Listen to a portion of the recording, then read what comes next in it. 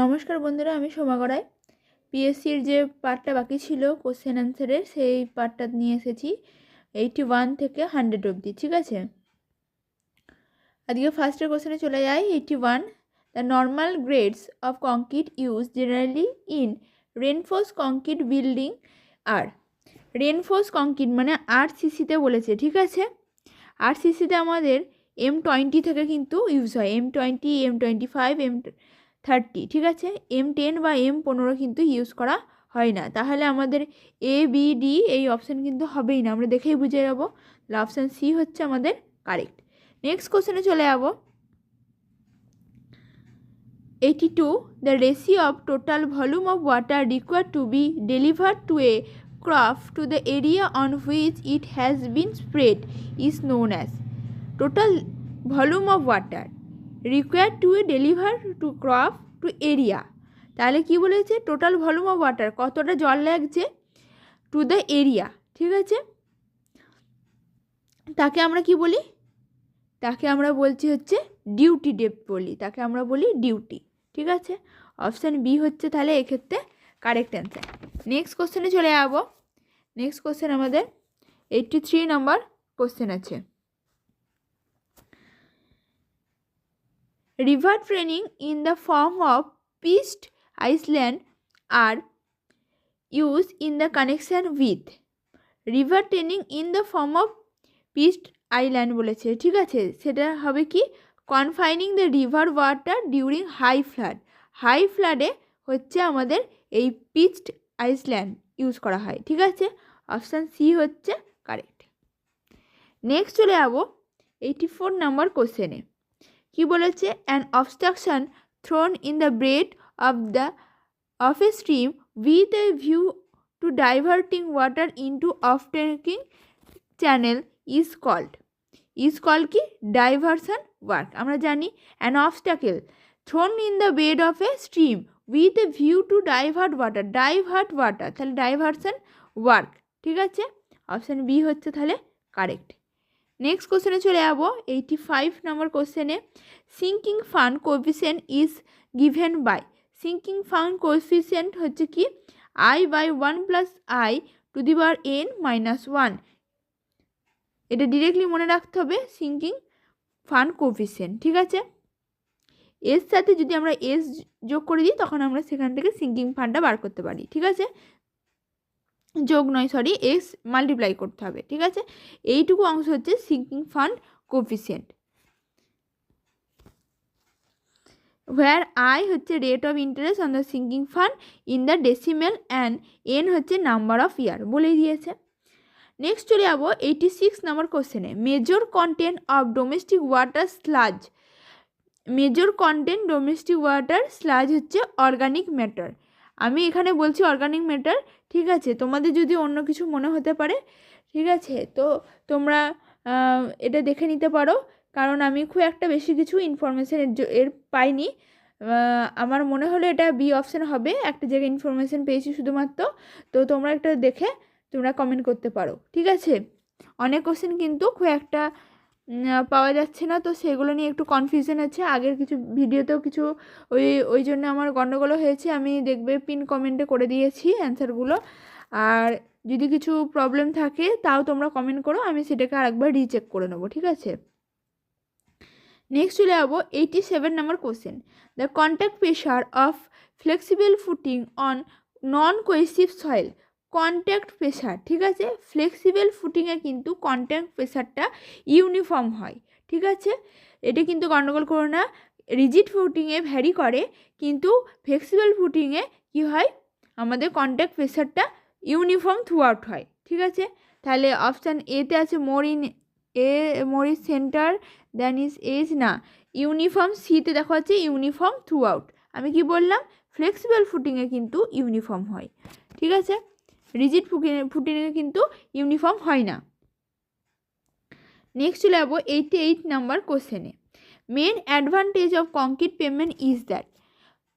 এখানে বলেছে the it offer less resistance to traffic, it not slippery when the clean, it has long life, it has low maintenance cost. দেখো এটা maintenance কস্টটা কিন্তু কম, সেটা আমরা জানি, কিন্তু যখন ইনিশিয়াল কস্টটা কিন্তু হাই, ঠিক আছে। এটাও যেমন একটা ঠিক, কিন্তু এখানে অ্যাডভান্টেজ, যেহেতু মেন অ্যাডভান্টেজ বলে দিয়েছে, মেন কথাটা বলেছে, তাহলে এটা কি হবে, যে ইট হ্যাজ লং লাইফ, ঠিক আছে। কিছু কিছু কোশ্চেন কিন্তু ভ্যারি করে, এক দুটো প্রায় কাছাকাছি অ্যান্সার থাকে। কোনো সময় কিন্তু এক্সামেও এরকম হয় যে অ্যান্সার যেটা দিয়েছে সেটা সবসময়ই যে রেসপেক্টে ঠিক হবে তা নয়, দুটো কোশ্চেনের মধ্যে কিন্তু আবার দুটো অপশানের মধ্যে কিন্তু অনেক সময় কনফিউশন থেকে থাকে। তো তোমাদের যেটা মেজর মনে হবে সেটা তখন দিয়েছো, তারপরে অ্যান্সার কি যেমন থাকবে সেরকম অনুযায়ী কিন্তু ওরা নেয়, ঠিক আছে। তো এক দুটো কোশ্চেন এরকম ভ্যারি হয়, ওই জন্য অসুবিধা কিছু নেই। এখানে সি অপশান আমি করছি। অনেকে হয়তো ডিও বলবে যে লো মেনটেন্যান্স কস্টও হয়, ঠিক আছে, ইনিশিয়াল কস্টটা কিন্তু হাই, ঠিক আছে। তাহলে অপশান এক্ষেত্রে সি করলাম। 89 number question. In case of shear, a series of steps without an intermediate platform is called flight. Flight কোনটাকে বলে, একদম শুরু থেকে ল্যান্ডিংয়ের অবধি কিন্তু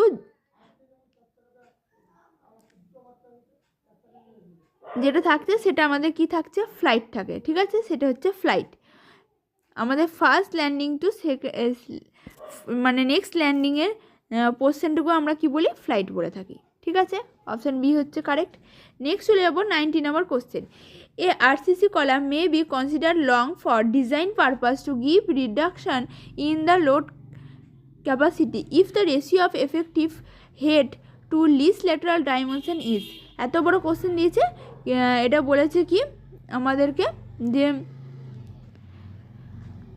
লং বলবো কখন, যখন সেটা 15-র বেশি হবে, মোর দ্যান 15।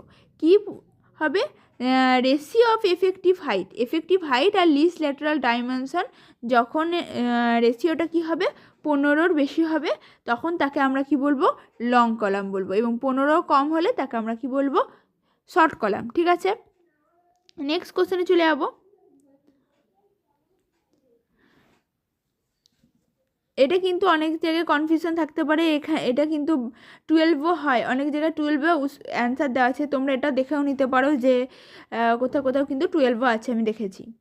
নেক্সট চলে যাবো, to find the true difference of level between 2 point the levelling instrument should be kept. Levelling ইনস্ট্রুমেন্টটা কী হবে, এক্স্যাক্টলি মিডওয়ে বিটুইন 2 পয়েন্ট, ঠিক আছে। তো আমি এক জায়গায় এটা কিন্তু অপশান ডিও দেখেছি, ঠিক আছে। তোমরা এই কোশ্চেনটা কিছু কিছু কনফিউশন কোশ্চেন আছে, তো তোমরা একটু দেখে নিতে পারো, সেই কোশ্চেনগুলো আর একবার রিচেক করতে পারো। আমি এখানে অপশান সি বলছি, ঠিক আছে। নেক্সট কোশ্চেনে চলে যাবো। 92 নম্বর question. A benchmark is, benchmark কাকে বলা হয়, a fix reference point or known elevation, তাকে বলা হয় কি, বেঞ্চমার্ক। তাহলে অপশান সি হচ্ছে আমাদের কারেক্ট। নেক্সট কোশ্চেনে চলে যাবো। 93 নম্বর কোশ্চেনে, a launching apron the required quantity of stone or boulder in final position is initially laid in a horizontal length of, কি হয়, 1.5 to 2.5 times the design depth of the scour below the floor level, ঠিক আছে। Option B তাহলে হচ্ছে correct. 94 নম্বর question.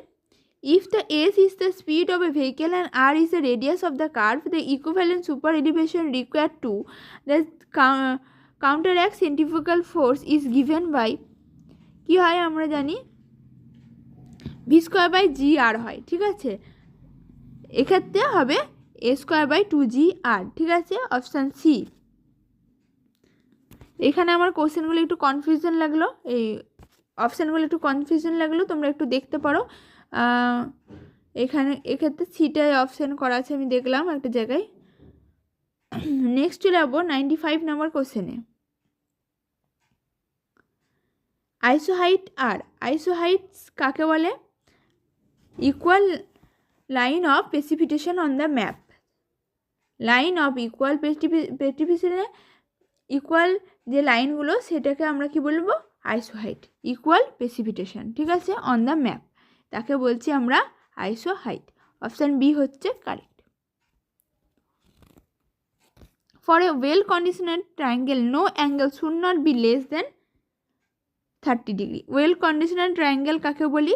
30 degree থেকে 120 ডিগ্রির মধ্যে, মানে 30 to 120-র মধ্যে তাকে বলবো আমাদের ওয়েল কন্ডিশনাল ট্রায়াঙ্গেল।